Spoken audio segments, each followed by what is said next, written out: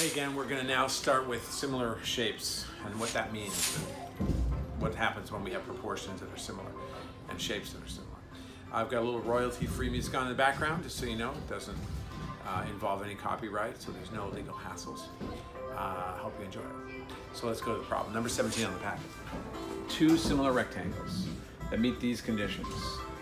Small rectangle is 2 by 4, and a large rectangle is increased by a scale factor of 4. So let's check it out. 2 by 4, it always helps to draw a diagram. So I'm going to do that in black. 2 by 4. Let's just say it's approximately that. 2, 4 centimeters.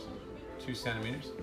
All right, so large rectangles increased by a scale factor of 4. Well, what that means is that each one of those is going to get to be 4 times as big as it was. So the 2 is going to be 8.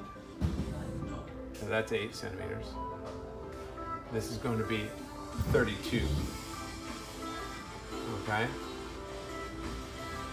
And again, these are just approximate. The question is, what is going to be the ratio of the perimeters? Well, the perimeter for this, perimeter, is 2 plus 4. It's 2 plus 4 plus 2 plus 4. So it equals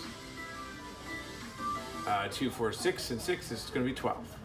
And for the large one, the perimeter is equal to 8 and 32 is 40 plus 40 is going to be 40 plus 40 is 80. Remember, perimeter is going around, so 8, 32, 8, 32.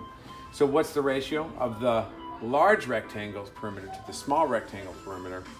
The answer to that is that the ratio of, I'm going to move this over here, and the ratio would be 80, okay, to 12. If that were a form of a fraction, that would be, I would reduce that. So 40 over 6, 20 over 3 would be the best we can do. Okay, so that's the ratio, 20 over 3. Or if we want to write it like this, we could write it as this format. Okay, 20 to 3 ratio. Remember the large over the small, or large to small. But what about the areas? Would that be the same proportion? That's a good question. What are the ratio of the areas? Let's look at the areas. Well, the small area, and remember the area is this area right here. 2 times 4 is 8. Okay, and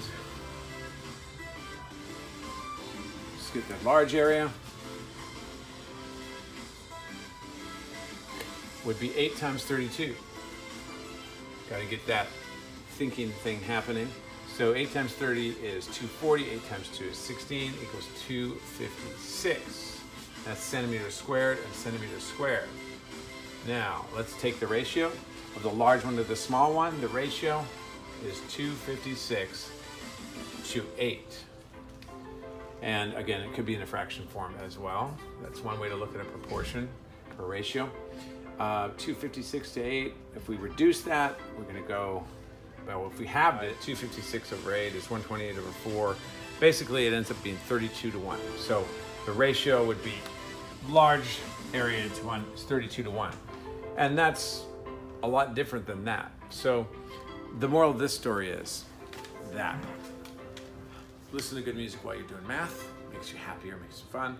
Also, the moral of the story is that when you're comparing perimeters of similar shapes, they don't grow at the same rate as the areas of the similar shapes. So the perimeter's just 20 to 3, but this is 32 to 1, a lot different, a lot different.